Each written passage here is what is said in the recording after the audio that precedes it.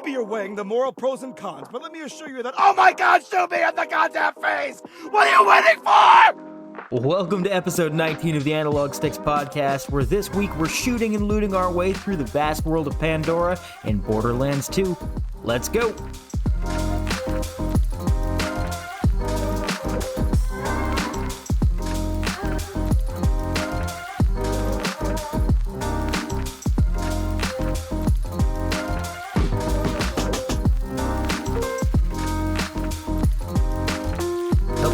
Welcome to Analog Sticks. My name is Rusty. I am not joined by Cody, seeing as he's locked in a homework cave, but I've made the call of the bullpen, and joining me today is one of the voices of true Oldies West Palm Beach, who just so happens to also be my uncle, Mike Balsamo.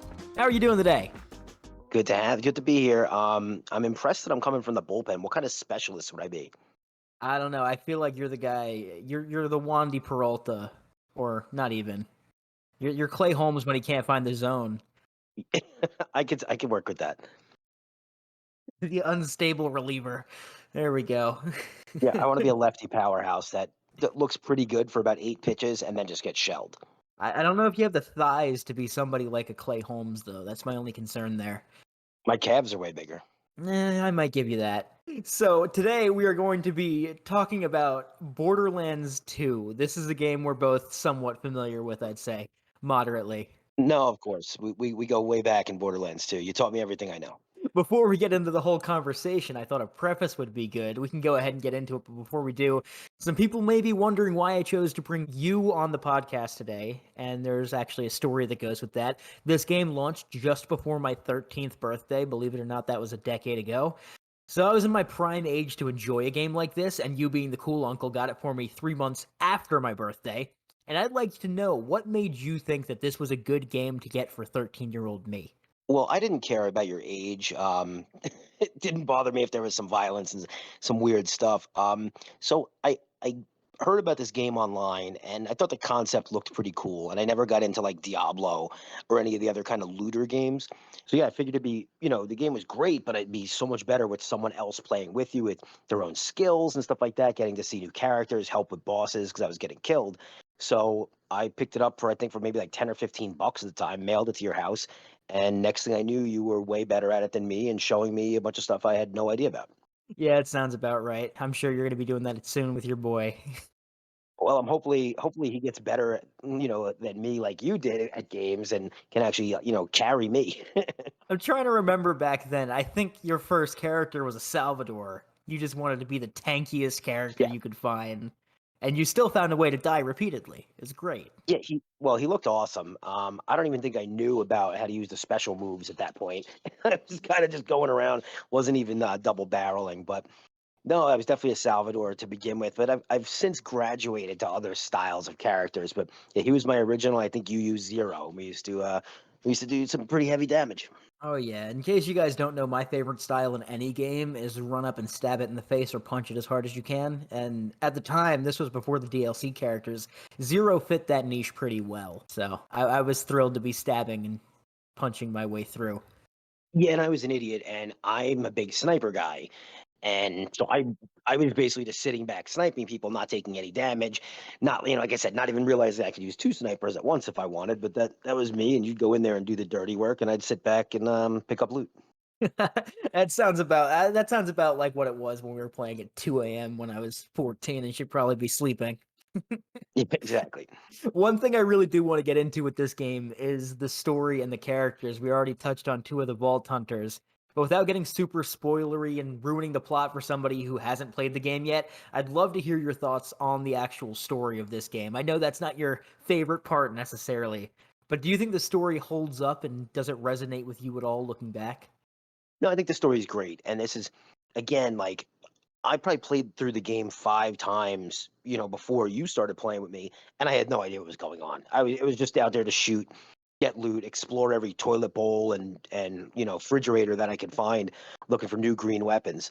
But yeah, once you get into it and you started to explain some of the lore to me, by picking up echoes, things like that, it definitely got more interesting. And then once you start putting it together and actually listening and hearing Handsome Jack and how, I mean, he's arguably most entertaining protagonist in video game history, in my opinion. It made the game so much better, actually going through, understanding what was going on, not just, fighting till I got to a big dragon. Yeah, no, most definitely. I like what you said there about Jack. He is one of my favorite antagonists in video games, and I feel like that's a general consensus people share on the internet most of the time. And this game does have incredibly deep lore, as you'd also mentioned. There's a YouTuber I found a couple weeks ago, Eruption Fang. I'm going to shout him out. If you want to deep dive into the Borderlands lore, that's your place to go. We're not going to do that right here, though. Just a couple things I did want to talk about. Back on Jack. Like we said, he's one of the best antagonists ever. Obviously, he's insane, he's egotistical, but he thinks he's the good guy of this story. And based on what you know about Jack, given your few playthroughs, do you think he's more so misunderstood or pure evil? You could be both, right? I mean, I think he's that's a fair definitely pure answer. evil. He's definitely pure evil, but he thinks he's doing the right thing. And obviously, we're just talking about Borderlands 2, but once you play the pre-sequel and kind of get more of a backstory on him, you realize that he's got some kind of method to his madness. And let's be honest, he's not the only person trying to take over the world in the Borderlands lore. He's just at the forefront of it. I think it could be a lot of things. He thinks he's doing the right thing, and as you get deeper into his story, you can make a case for it. He's obviously still a murderous psychopath, and that's part of it too. But I think it could be both sides. Yeah, that's a very fair answer there. He does do some crazy stuff, from like slagging experimentation you get to see in the game, where he's basically pumping minerals into the veins of people and animals. Speaking of, he does animal cruelty, murder. Shoot, probably commits tax fraud if I had to guess. So, Without a doubt. with all that in mind, if you were rating Jack on the scale of Borderlands villains, how evil would you say he is on a scale of 1 to 10? 10 being the most evil. Probably like an 8. I mean, there's got to be people that are worse than him. I can't think of anybody off the top of my head. I mean, certainly some DLC bosses that you run into are complete twisted psychopaths as well. But Borderlands, him being so important to the story, the CEO of Hyperion, through that part, he's like a necessary evil both in the game and in the Borderlands world. He's integral to everything, and he shows a soft spot occasionally here and there. So I don't want to say he's the craziest person running around Pandora and the surrounding areas, but he's surely up there. I definitely agree with you there. If I'm comparing him to the main villains of some of the other games, I mean, I think what are they? The Calypso twins in Yeah, Borderlands Troy and 3. Tyrene. I Yeah. think their god complex is a little more scary and widespread evil compared to Jack, but he does definitely make a good case for some serious evil there.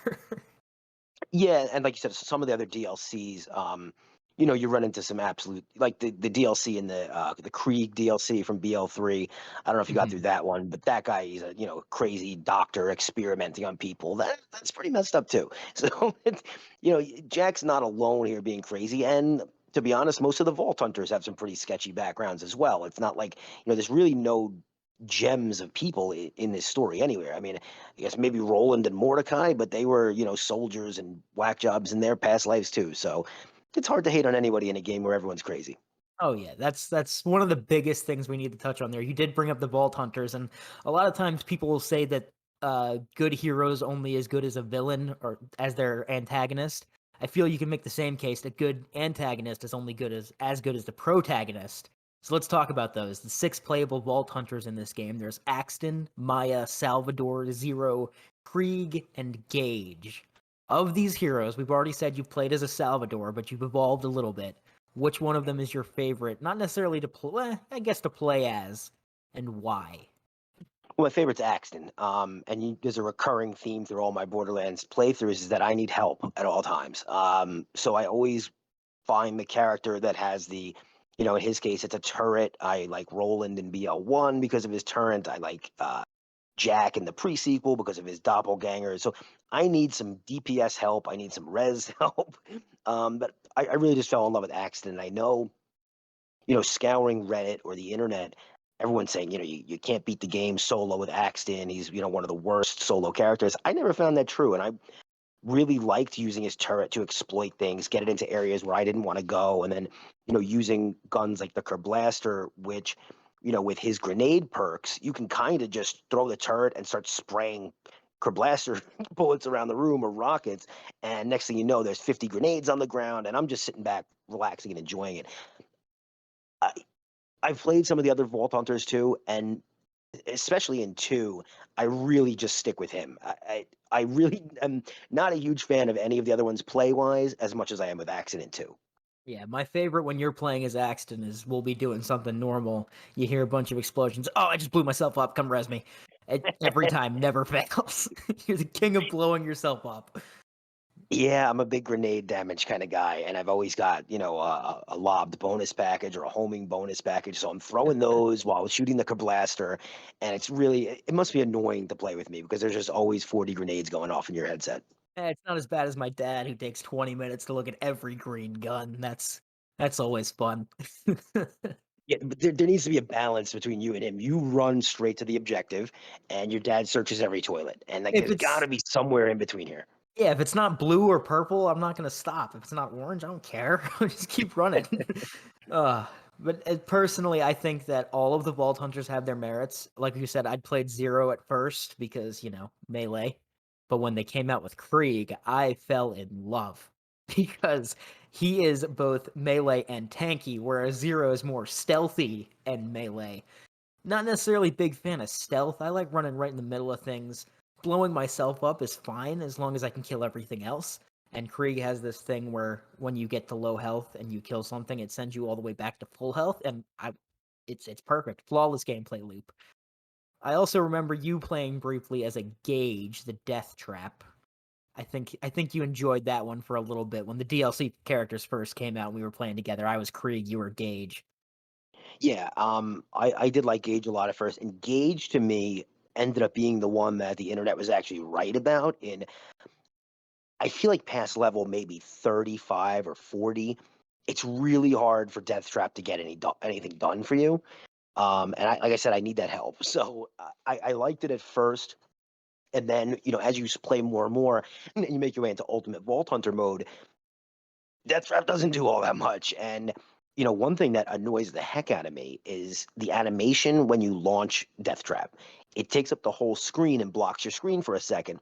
And I just never liked that. And that's something even with Moze and BL3, I can't get over when you fire off Iron Bear and she has to hop in it, it's like a second of just involuntary movement. You can't see anything.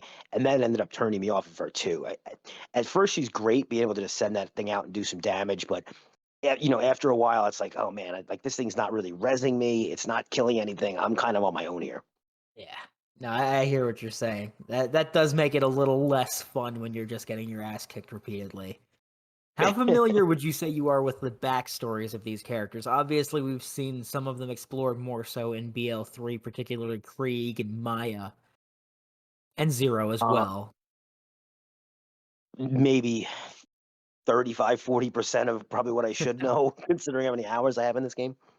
Yeah, no, that's all right. It's understood. But based on what you do know, with Axton going into modeling after the events of Borderlands 2, Maya doing all her crazy siren stuff, I think Salvador doesn't have like anything after the game. He's probably just presumed going back home and shooting stuff. And then Zero with all his Atlas ties, Krieg wrestling himself, and I think Gage gets something in the DLC as well. I'm not entirely sure. Or maybe Gage is a party planner for what's her name's wedding, Hammerlock, and who's the other guy? And Jacobs. yeah, Where they get married. And Wainwright. Wainwright. She's the wedding planner. So you get to see her again. Krieg has his own DLC, so you really get to explore him. I think Salvador may have popped up a little bit in a DLC, like a DLC, not a story DLC, but a playing mode for BL3. But I never got the second round of DLCs. But I think that's him and Axton that do some voiceovers there. But yeah, your boy Zero kind of fades into nothing. You don't hear anything from him anymore. Yeah, it's tough. After his whole thing with Reese, they do that, and then it's kind of nothing.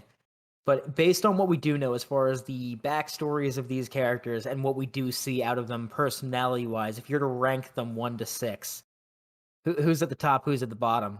I'd love to hear this. Personality wise. Personality, backstory, future story, whatever you think. On your opinions, of course.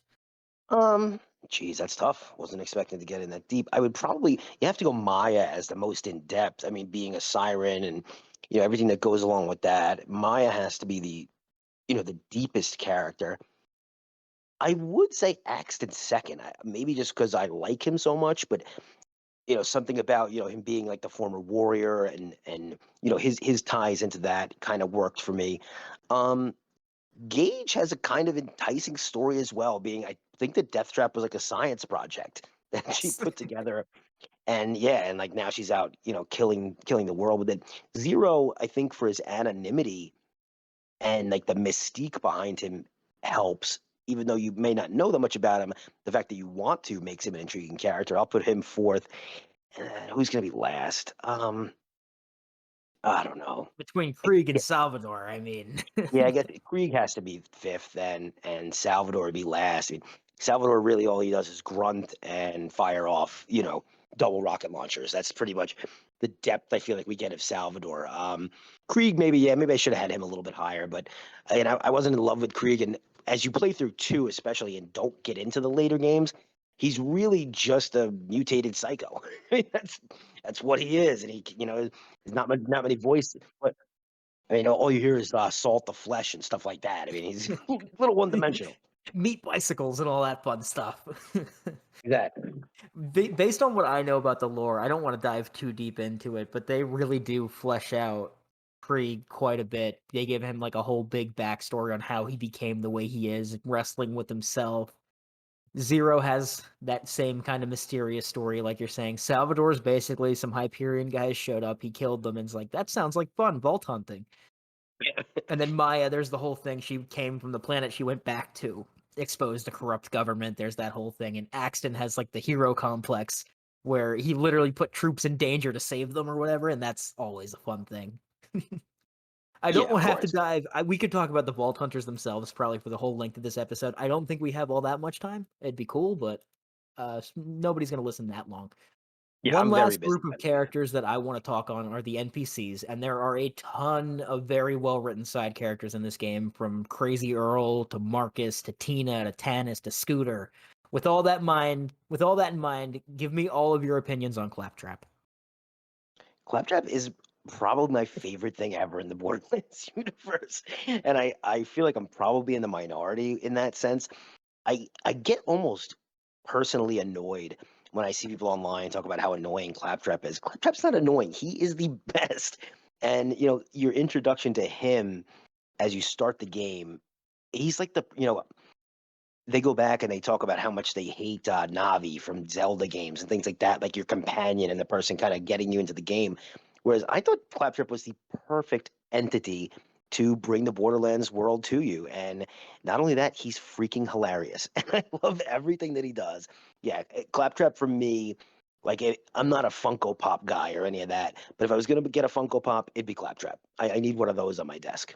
I have one on my desk. That's how I feel about Claptrap. It's great. He's One the of the best. great things they do with him is they make him one of the most sad characters you will ever come across, delivered in the most positive way ever. And it's the comedy that comes out of that is unrivaled and it's fantastic. I love it. Everything about it. On top of that, his unwavering confidence, despite being unable to really do anything. The entire game he's bossing you around as his minion, and he's the one doing all the work. It's he's perfectly written, like Jack. I mean, I don't think the game would be the same without Claptrap, and I can't believe that people don't like him. Yeah, no, the whole annoying robot. I mean, I understand where they're coming from in the sense that I guess if you had to sit in a room with that, it'd get annoying after a little while. But as comic relief, he does very well. I have no Dogs are complaints with pretty that. annoying too. Dogs are fairly annoying. I'm a cat guy. My cat is annoying as hell. I love him and I want him around for his annoyingness. And I wish I could get a Claptrap in real life that would follow me around and make me carry him up the stairs and stuff. And he might open a door every now and then. He'll probably get his finger jammed in it too. But that's the fun of it. I'd go to his birthday party. Oh yeah. But yeah, I forget when it was. There was some lore with Claptrap where everybody shits on him because if his ego gets too big, then he gets all Yes. rampagey. I don't know. There's some crazy stuff behind it. Anyways, are you familiar with my burns? With what? The story burns I do on this podcast. I know you don't listen to it because why would you? It's not that good. But for every game we cover, if there is a story, I write a burn to quickly summarize it before we move on. All I have to Sure, go ask you ahead. now is, are you ready for this? Oh, I'm ready. All right. After being dumped onto a glacier like that old bag of cauliflower in the back of the freezer, we're joined by the most annoying robot since the C-3PO and tasked with making our way to the most dreary sanctuary imaginable. Upon arrival, we heat things up with the Firehawk and roll out to save Roland. Once we've gotten the band back together, we can finally plot our revenge against the handsome devil, and after taking out his guardian angel, things begin to look bleak for our merry band of mercenaries. But we power through and stop the Mad Lad and his warrior to keep Pandora from crumbling. Well, kinda. Perfect, man. Very impressed. So How long did yeah, that take to write? about 2 minutes. I looked up a list of story missions to make sure I wasn't going to miss anything and then moved on. So yeah, that's basically me summarizing the story without spoiling everything. You did a great job. And with that being said, now I'd like to move on to what makes the story so good, in my opinion, and that is the writing. As much as I'd like to talk about every character deuces of time again, and there's a bunch of stuff I want to talk about, and this game's just over a decade old now. It had its 10th birthday last month, 2 months ago, somewhere around there. And at the time of its release, people really praised the writing and a lot of the inappropriate, profane jokes, the toilet humor, and just the cheap laughs it would get. But in the years since, people criticize it for being the cheapest, lowest common denominator humor at times. And do you agree with that fact, or do you still enjoy the cheap laughs as much as you did when you first played the game? No, I love it. And I never really thought it was cheap laughs. I mean, all the dialogue in the game is very well written and it sets things up perfectly. And that's, you know, I don't want to compare this to South Park or anything, but anybody can, they're on South Park's political commentary and, one of the most brilliant shows ever made. But anyone can look at South Park and watch an episode and say that was all fart jokes. But if you actually know what's going on there, it's extremely intelligent, and there's a lot more than just a facade of fart jokes. And whereas in Borderlands, it's fart jokes mixed with gore, mixed with all kinds of wacky characters like psychos and stuff, and blowing each other up, and the enemy design that you'll see. So I think it takes skill to put that together, and people that have played Borderlands 1, they can love the game if they want, but it doesn't have that to it. It doesn't have that. It's a very dark game, whereas Borderlands 2 is more fun and upbeat because of the way the humor is, and I think they nailed it. I mean, Claptrap himself, as we were saying, is the epitome of that. He says, "You might think that I'm happy about this, but I'm actually quite sad. The only reason I'm talking like this is because my programmers only programmed me to have a happy voice." Exactly. It's Stuff like it's that's brilliant. it's so good. And another thing I can really praise with the writing is the way that they continue jokes, and it's not just they make one cheap joke and then that's the end of it. Like take Butt Stallion for instance, a diamond pony that Jack purchases just to flex that he's wealthy appears multiple times and sets up for a lot of really good jokes over the course of the story, and it's not just like a one-off thing. And just there's so many good running gags that they do. I think that's what makes a show like South Park, for instance, so good. Yes, the jokes are good in a vacuum, but if you zoom out a little bit, the way that they feed on each other makes it even better, in my opinion. There's Without a doubt. And that's what we talked about with the character development too. Like you may not learn a lot about Hammerlock in the first game. He's kind of like the first NPC you are doing missions for and stuff like that. But as you continue the series, he's an ongoing character. He keeps coming back to you. And I think, yeah, they do a great job of tying the writing together constantly and playing a new game. You're going to see old characters. You don't know when, you don't know who it's going to be, but you're excited for it. more importantly, you don't know what they're going to be doing, and it could be anything. Yeah, that you could be fighting them. You could be trying to kill them. And we've seen that before too throughout the series, where a playable character becomes somebody that you have to kill.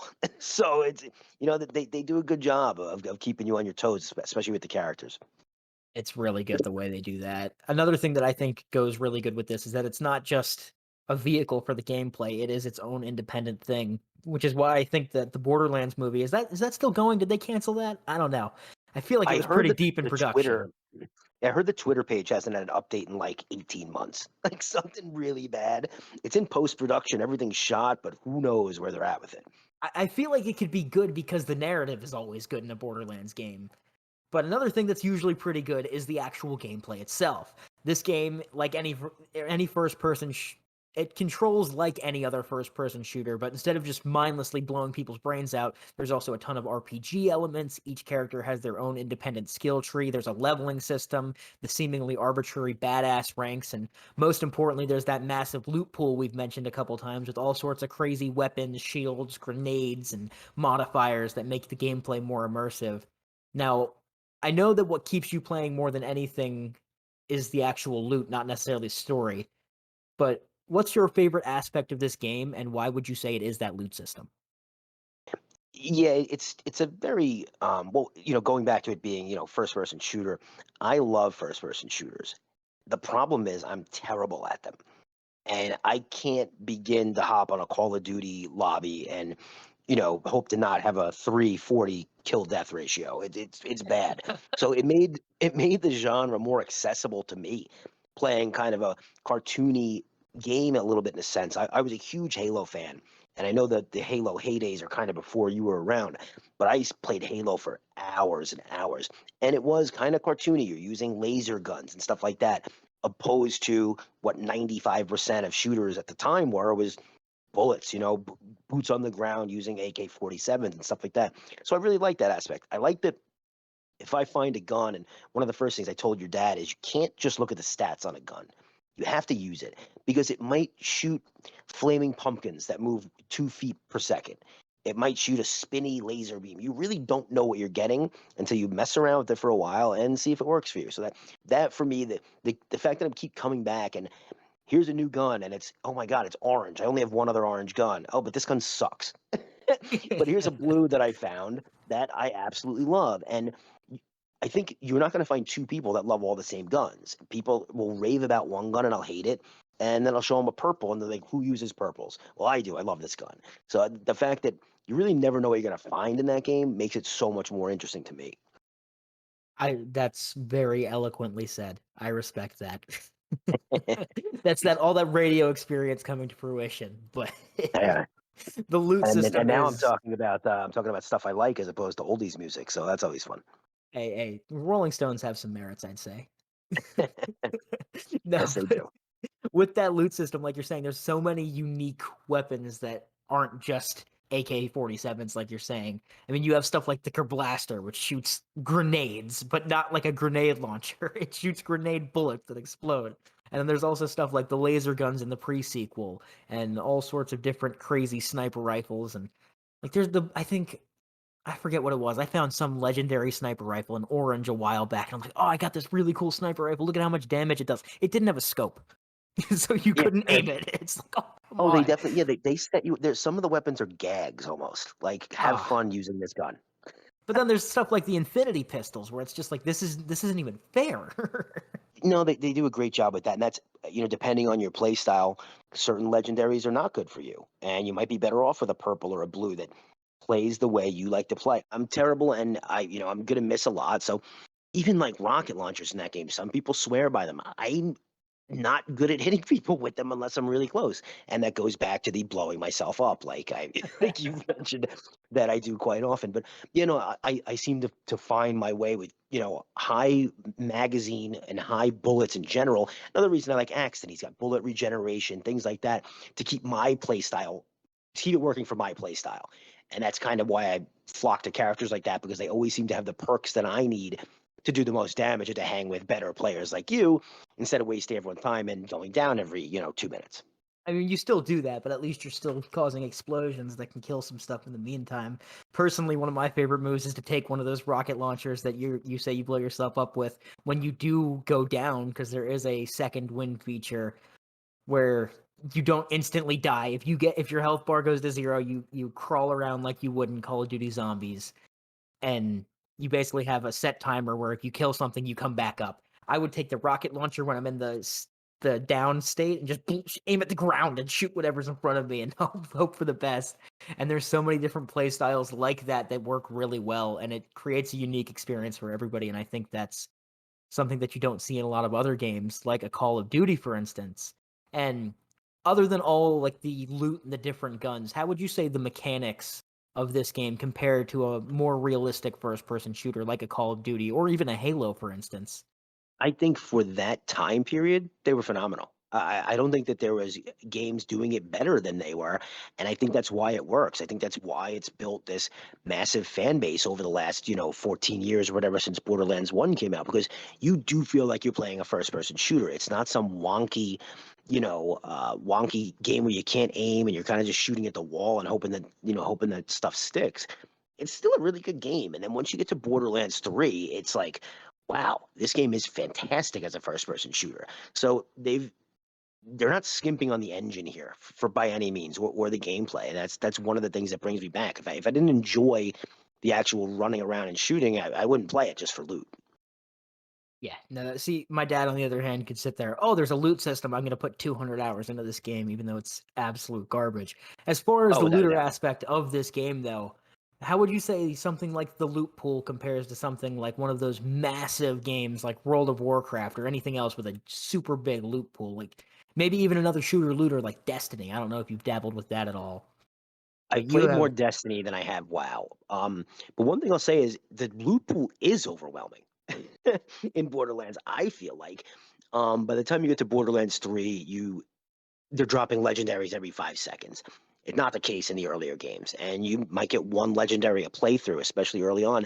So that was really fascinating to me. And then, once you got good at it and you're showing me some websites to check out and see, like, oh, wow, I didn't realize that I didn't realize there's 14 legendary sniper rifles. I figured there was two, and even, going down to the whites and purples and blues and greens, there's dozens of guns with hundreds of variants. So to me, the Borderlands loot pool was always really deep. And anytime I'd start up a new character, there's guns I'm looking for, guns that I like say a conference call, but I'm finding guns I've never used before. And I'm finding them very viable. And that's another reason that keeps me coming back, because I know every playthrough is going to be totally different. I'm not just going to be able to go to one spot and get the gun that I want, especially early on. And because I didn't really know what farming was either, I was kind of just stumbling around like an idiot. Once you learn to farm, then the game kind of changes a little bit. There's a whole different aspect. But to me, the loot pool was always perfect. Especially, I mean, a game like Destiny is a little more involved, and I haven't really played WoW, but to me, it was I'll say perfect, but at the same time, a little overwhelming. I can see that. For me, the variations do make it a little bit tougher. I mean, shoot, even going back to your most recent playthroughs, I'm sure that you haven't gone past Boom Boom without picking up a homing bonus package. It's like, oh, there's a bonus package. Oh, it's a lobbed bonus package. Womp womp. Moving on. Not yep, selling it, not even gonna use it. You need the homing to make sure you don't miss, like you were saying earlier. But the fact that they have like a massive loot pool as it is with hundreds, if not thousands of guns. I don't know how many are in this game. I haven't looked it up.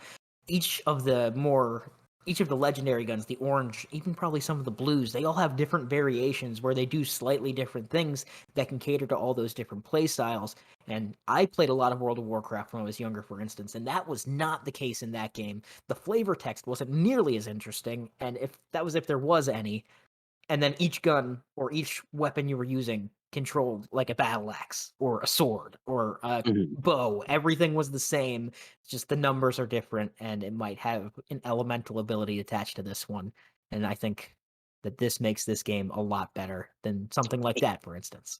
Even little things like you said, like a scope. You might find, maybe I've had 15 conference calls and all of them are viable, and then you get one that has like a 4x magnifying scope. Like, I can't even use this. This is a shotgun. Like, why would you do this to me? I don't want a scope at all. So I thought that was cool too. Like, you see the gun, you see a yellow an orange on the ground. So your heart starts to race. Then you get closer, you see what it is, and your heart starts to pound.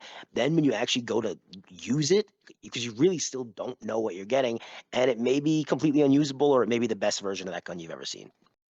Yeah, I mean, that's another one of those things. You said you weren't grinding for a long time. I know in more recent years, especially once my dad got into the game, he's big on the grinding and he'll fight the same boss for hours on end. It's mind numbing to watch and it's more mind numbing to do. I don't know how he does it. But this is one of those things where with those bosses, they can each drop different loots, of course. Like Boom Boom, for instance, drops the homing package. Do you think that the bosses in this game, with each of their individual loot pools, overall, I don't want to go into each and every one of them. What are your thoughts on the bosses kind of as a whole? Well, what's one of the things that hooks me on this game when you first start playing is the graphic when you run into a boss. And I thought it was so cool. Like the first time you run into Boom Boom or Bad Ma, one of like the first bosses you're gonna see in the game, everything stops and it's like this cut scene with the boss kind of frozen but moving slightly at the same time. It'll introduce the boss, make a funny quip about them, and I thought that was just different. Like from the games I'd played like Halo before that, it's so much more serious, and they would never do something like that. And you play Borderlands, that's so tongue-in-cheek. I thought the delivery of the bosses was maybe my favorite part about the bosses in general. And then the fact that most of them, if you don't know what you're doing, like you should plan to die the first time you face a boss, unless you're really over leveled. They're going to have some kind of mechanic you're not familiar with, or you know what I mean. Your weapons you have aren't going to be right for it, and you're going to have to okay, like I just got my butt kicked. Either I need to call my nephew and have him come help, or I need to reassess what I'm doing here. But everyone was fair in the end, and no, I think the boss layout's perfect.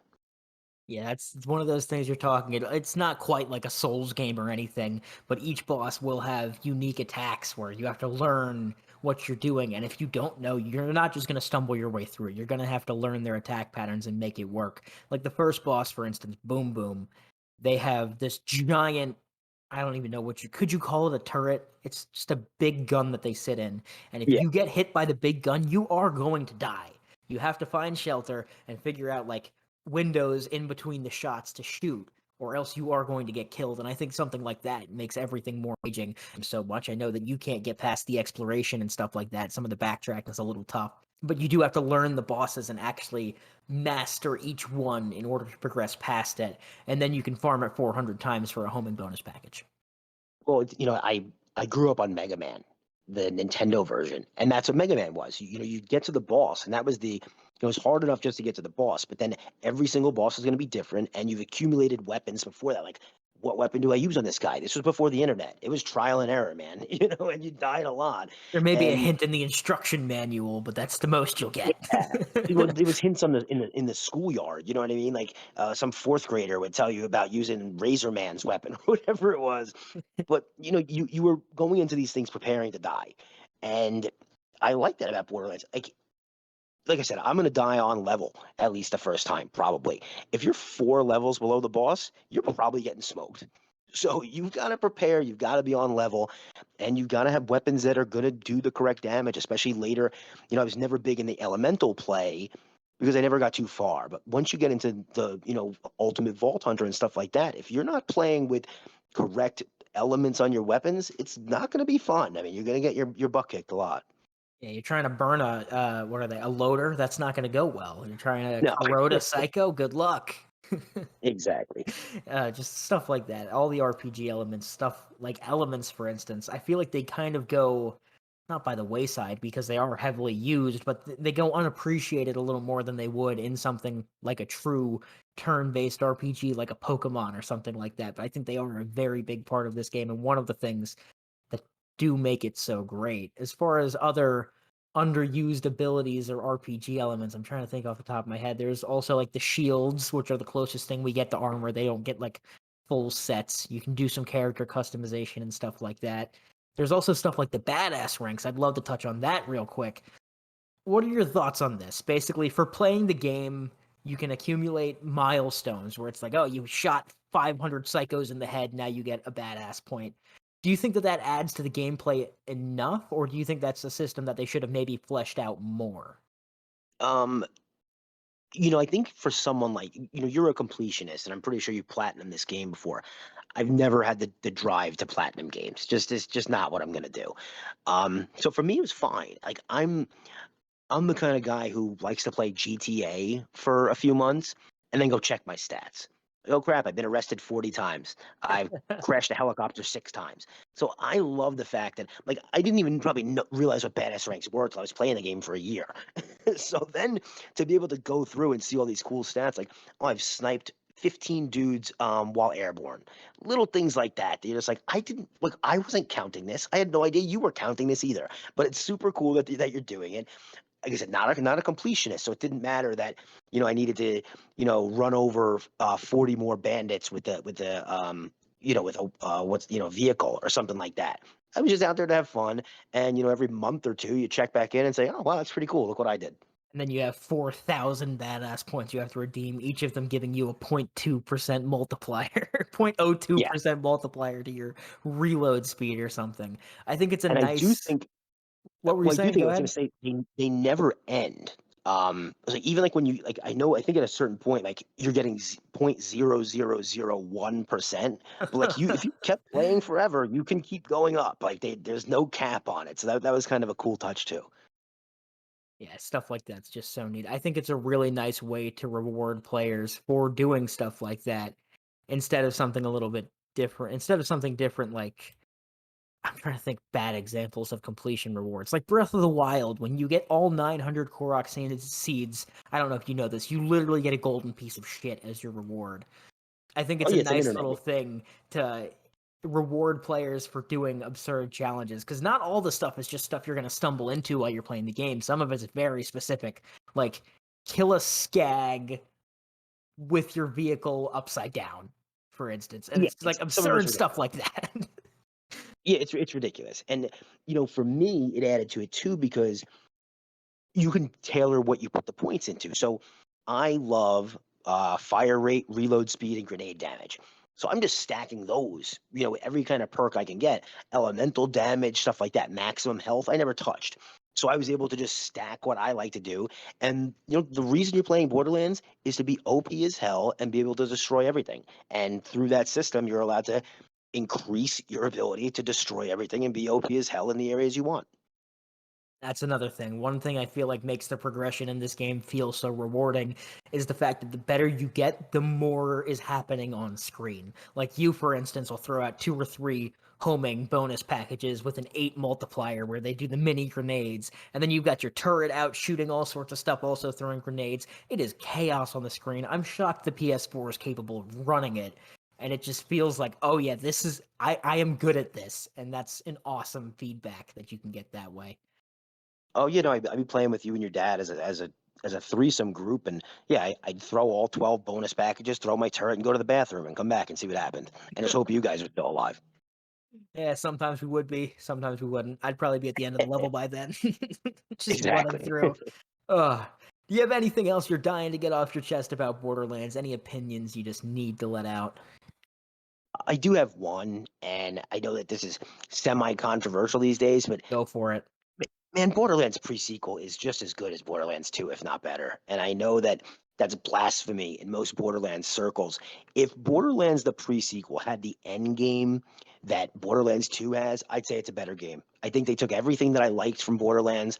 It might be a little shorter, but the characters and their skill trees and the zero grav, getting rid of slag, which was my most hated thing about Borderlands 2.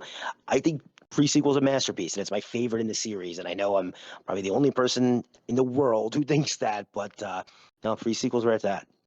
Pre-sequel had Krieg, I'd probably agree with you, but it doesn't, so I can't say that I do. And Also, I I love hate Jack. running out of I love oxygen. playing as Jack. So yeah, it happens. You know what I mean? Play Claptrap. You don't have to worry about it. Yeah, I can get over it. It'll be all right. I still did enjoy that game. Better than 1. I think 1's too clunky in my opinion. Fight me on that. Even with the remastered versions, it's still clunky. Yeah. It doesn't have a lot of the quality of life upgrades and things like that. I look at pre-sequel as just a massive DLC for BL2, and I enjoy it more like that than if I was someone who paid $60 on launch and felt kind of gypped. I think we actually did get that game on launch, and you probably did get gypped, if that makes you feel any better.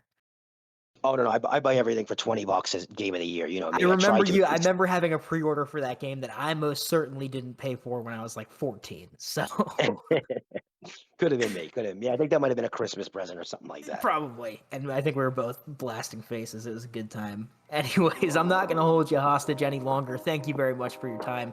That'll wrap up this week's episode of the Analog Sticks podcast.